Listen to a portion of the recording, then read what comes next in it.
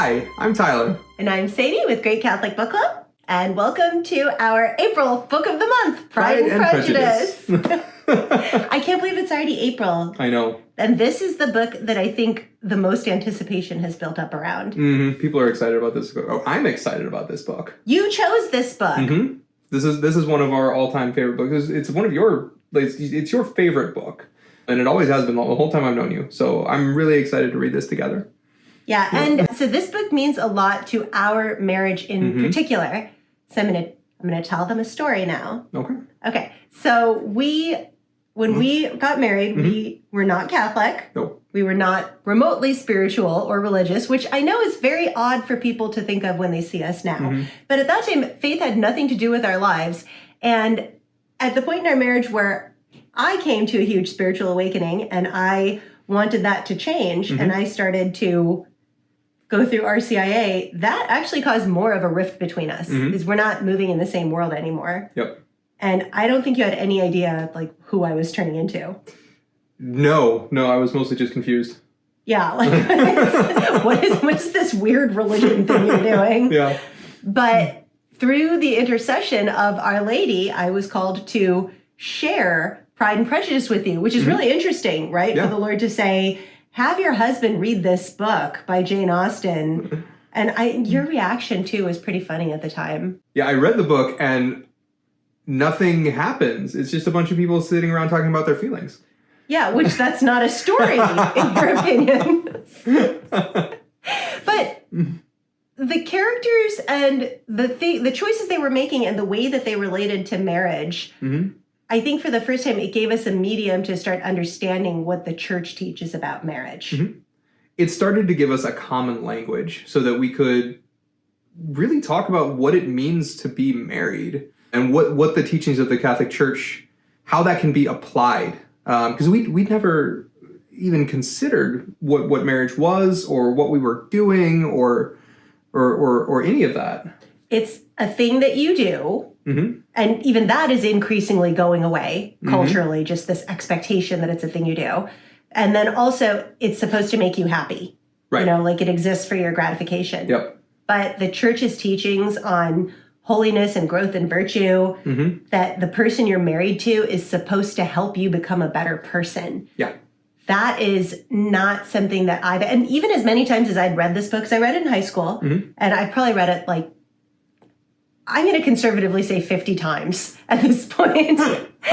It never clicked the way it started to when we started reading it alongside theology of the body and love and responsibility, what the purpose of marriage actually is. The beginning of seeing that marriage is for the holiness of both spouses. It is to help us grow in holiness and to become better, more virtuous people. And I think that was the first time you were like, oh, you're supposed to change. Right. When you get married. Like, you're both supposed to change each other for the better. That's the whole point of it. Yep. This view of marriage, you know, today we were talking about how much the concept of marriage is being attacked in our world today. But just on social media and popular media, the idea that it's archaic, outdated, it's not for the benefit of anyone. And on both sides, right? You see men arguing that it doesn't benefit men. You see women arguing that it doesn't benefit women. In today's culture, in that environment, there would have been no marriage between Darcy and Elizabeth because that initial confrontation would have happened. They would have never seen each other. You know, they each would have been cut out of each other's lives. There would have been no opportunity for redemption, no opportunity for growth, no opportunity for change or reconciliation. Because you don't understand that they're supposed to change each other. Yeah. Right? You come up to that person, and if things aren't perfect right away, you actually work together to solve things. Well, there's nothing we have found that makes you grow up like marriage. That really helps you grow up. And it's such a critical thing. And I'm not surprised we have a culture that tries to keep people sort of in an infantile pleasure-seeking state, that, of course, marriage is not going to seem very attractive because it's not going to give you that sort of shallow pleasure. It's really going to make you grow up. And then if you do that, you might not buy as much stuff. Until you start having kids. And then you buy a lot of stuff. Mostly a lot of food. I should say, not stuff. Oh my goodness, our kids eat so much food. Yeah, especially the boys. That's not a myth. That's real. Yeah, that's totally real. But anyway, to get to a place where we realize that we don't know, I think especially the way we were raised, we don't know how to value each other. And so you have a world where men and women are raised to see each other as enemies because they don't know that they're supposed to be best friends. Yeah. And the ways that we complement and change each other. And the ways that marriage is a constant call to grow. It's a constant call to be better, to improve yourself for the sake of the other. And to call, your spouse to be better. Like it's a two-way street. And when you do that right, you're both growing in holiness and you're able to grow in deeper communion with one another and with the Lord. You're able to grow in virtue. You're able to grow in maturity. And there's nothing else in this world that creates mature adults the way marriage does. And I've just watched you grow and change in so many beautiful ways in 10 years. And I just can't believe the people that we are today compared to the people that we were in the beginning of our marriage. And I love building this life together and building these children. And the beauty of marriage is something that is so well expressed in the teachings of the church, but particularly through the medium of this book, getting to see what that looks like and see that honest communication, vulnerability, emotional intimacy, and sometimes like a really good knockdown, drag out fight, it's such a good opportunity for growth. It is. Yeah. That's another thing.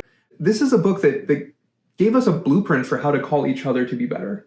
Yeah. It gave us a pattern because you see that in Elizabeth and Darcy, the way that she tells him, hey, you're not good enough. Like your efforts are not enough. You are not meeting my needs. You aren't, You are arrogant. Yeah. You are overly sure of yourself without having done sufficient self-examination. I think that she was telling him, you don't actually know me. If you knew me at all, you would realize how much I dislike you and how offensive this is. And you appear to be so wrapped up in yourself in good and bad ways. I think she saw him as wrapped up in his own self-importance. Yep. But in reality, I think that was actually a really small part of it. I don't think he was actually wrapped up in self-importance, but he was obsessed with the consequences that he was going to face because of being in love with her. He was very concerned with himself, how it was going to affect him, and not so much looking at her and who she really was as a person. Yeah. And then in turn, he had to explain to her, you are not a very good judge of character. And it was very easy for a shallow con artist to fool you. And here are the ways that I don't want you to labor under these false ideas because that's not good for you. Yeah. And so the ability to be honest with each other and to both call each other to these really positive changes is something that you only understand when you are in a marriage and you are with each other and committed to that. Yep.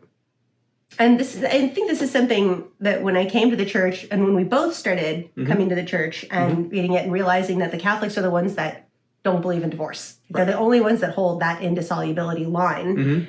And at some point telling you, if you're going to say divorce isn't allowed, you better get it right because you're telling people they're stuck with each other. So give them some very good tools to work with that. Yep. And it turns out they're the best tools. They're the Lord's way of loving each other. Amen.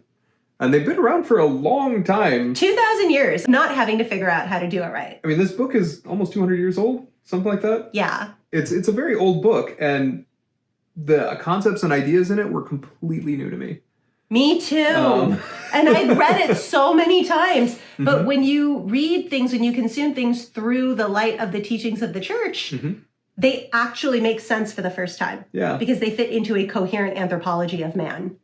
Oh, I like that. I know. That's actually not my phrase. I think Bishop Barron says that a lot. But I have a knack for repeating things in a way that makes me look very erudite. So I hear the kids yelling upstairs now. It's Divine Mercy Sunday, and we just got back from a beautiful confirmation mass, and our kids are ready to go play and enjoy this great day. Yep. And just to remind you all that our meeting to discuss Pride and Prejudice is coming up tomorrow, Monday, April 28th. at 7 p.m. So thank you so much for being with us. I can't believe it's already April. This has just been the most amazing journey. So thank you all for watching us. So rewarding. Yeah. And so rich. Yeah, we're so grateful for all of you for joining us on this journey. So thank you very much, and we'll see you tomorrow. Have a blessed Divine Mercy Sunday. Yep. Bye. Bye.